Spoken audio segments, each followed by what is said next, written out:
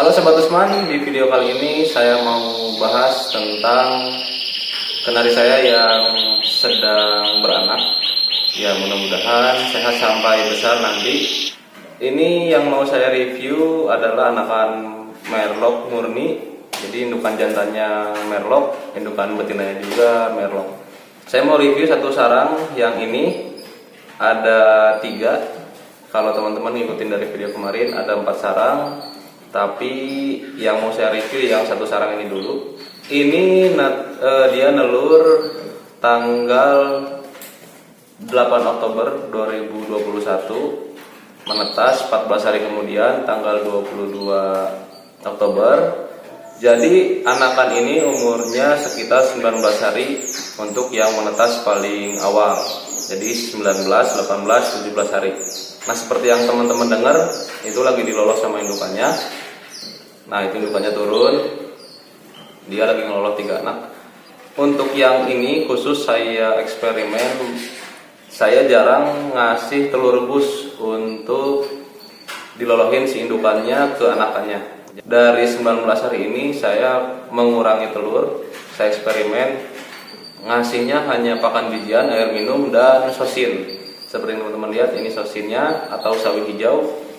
Per 19 hari ini anakannya sehat-sehat. Dari 3 ekor ini saya lihat hampir rata semua, besarnya rata. Tadinya dia nelornya 4, dari 4 netes 4 mati 1, tidak lolos seleksi alam. Yang 3 ini berhasil imbang karena yang paling kecil itu dia kecil sendiri ya, jadi jaraknya 3-4 hari sama yang paling besar, jadi kalah bersaing pada saat melolok. Untuk indukan ini ini produksi yang kelima, jantannya yang atas, yang ini itu jantannya udah umurannya sekitar 3 tahun, betina ini pun sama, sudah 3 tahun juga umurnya. Nanti kita tes, sekalian kita review juga nanti, mudah-mudahan anakannya sehat. Nanti dari 3 ekor ini mau saya simpan 1 atau 2 ekor, ya pokoknya ada yang saya simpan lah, supaya nanti jadi hasil bukti yang bisa saya tunjukin nanti ke teman-teman. Kalau indukannya sudah tua, yang jantan dan betina, anakannya nanti bakal tetap keluar bagus atau tidak. Karena untuk indukannya masuknya kategorinya sudah tua, yang jantan 3 tahun, ya betina pun kurang lebih segituan, sudah produksi kelima. Yang jantan sudah mabung 3 kali. Kalau dilihat dari warna ya sudah menurun ya, performanya menurun itu karena sering diproduksi, sering dikawinkan, dan ngawinnya pun ke beberapa betina. Sampai yang terakhir ini dia ngawin ke 3 betina. Yang terbaru sekarang setelah dia mabung ketiga, dia ngawin ke 3 betina, masih isi. Nah, nanti dari yang ini kita lihat anakannya. Untuk indukannya juga sama ya, untuk yang jantan dan betina.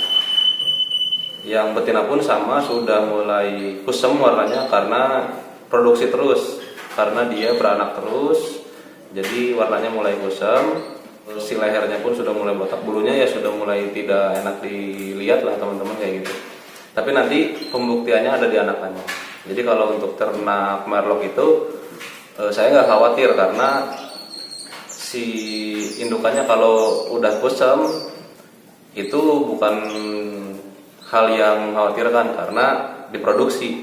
Jadi nanti untuk melihat bagus atau tidaknya si indukan ini kita lihat dari hasil anakannya nanti. Apalagi pada saat si anakan mulai mutasi terus sampai beres, di situ kelihatan. Makanya perlu kalau kita ternak kenari merlok atau kenari red varian lainnya seperti black red atau red mosaic, kita perlu nyimpen anakan untuk regenerasi dan untuk sampel yang bisa kita pakai jadi barometer dan jadi sampel juga buat teman-teman kita di sekitaran kita, bahwa anakan dari kita itu hasilnya seperti ini, seperti itu. Nah, untuk pakan olahan tadi yang saya bilang di awal bahwa saya kurangi telur karena saya mau eksperimen tadi ya, sekali lagi. Jadi apakah dengan pengurangan jumlah telur si indukannya masih bisa mengelola anakannya, dengan maksimal atau tidak, terus si anakannya perkembangannya seperti apa. Seperti yang teman-teman lihat, anakannya sehat-sehat, rata besarnya. Kemudian si indukan ini memang kalau karakternya bagus seperti indukan yang ini, dia ngeloloknya memang pinter. Jadi kalau nggak ada telur, ya dia usahakan pakan bijian itu dimakan maksimal, dilolokkan ke anakannya. Begitupun dengan sosin atau sawi hijaunya, si indukan ini pasti memakan sawi dan biji-bijiannya tadi. Nah, untuk apa saya kurangi telur? Yang pertama, saya mau ngejar bentuk postur anakannya itu jadi lebih kecil, jadi lebih ramping. Karena kalau misalkan rutin setiap hari dikasih telur, kemungkinan nanti anakannya akan lebih bongsor gitu ya. Karena untuk kenari merlok sendiri, saya pribadi sukanya yang kecil-kecil, yang ramping, supaya bulunya pun rapat gitu nutup. Kalau misalkan dia besar-besar, prediksi saya dan ini feeling saya gitu ya, si bulunya nanti mekar kalau badan si kenari merloknya itu agak besar. Nah, kenapa saya stop telurnya? Karena tadi uji coba lah, hasilnya nanti kayak gimana kita lihat sama-sama. Apakah sesuai dengan target yang saya harapkan, nanti anakannya ramping-ramping, kecil-kecil, nanti kita lihat sama-sama. Jadi untuk teman-teman mungkin yang baru tahu, bukannya harus besar ya teman-teman, karena kita di sini fokus dominan ke warna. Jadi saya mau apakah dengan badannya yang kecil-kecil itu berpengaruh nanti ke bulunya makin rapat. Karena kalau bagi saya, persepsi saya, kalau badannya kecil, bulunya dia rapat, tidak mekar gitu ya. Persepsi saya, warnanya jadi lebih nutup, jadi bisa lebih kelihatan semakin pekat, gradasi warnanya jadi naik gitu. Jadi bukan karena faktor yang lain, tapi siapa tahu salah satu faktor dari mencetak kualitas merlok yang bagus itu, mungkin dari posturnya kecil, bulunya makin rapat. Mudah-mudahan si warnanya jadi lebih kelihatan lebih nutup. Jadi seolah-olah karena badannya kecil, warnanya jadi kelihatan lebih pekat.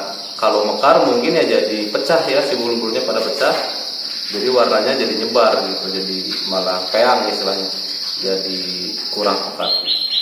Oke teman-teman, mudah-mudahan bermanfaat, khususnya buat teman-teman yang main di kantin merlok. Tetap semangat terus teman-teman ternak kenari merloknya. Sukses terus buat ternaknya, buat urusan manuknya. Terakhir dari saya, happy breeding.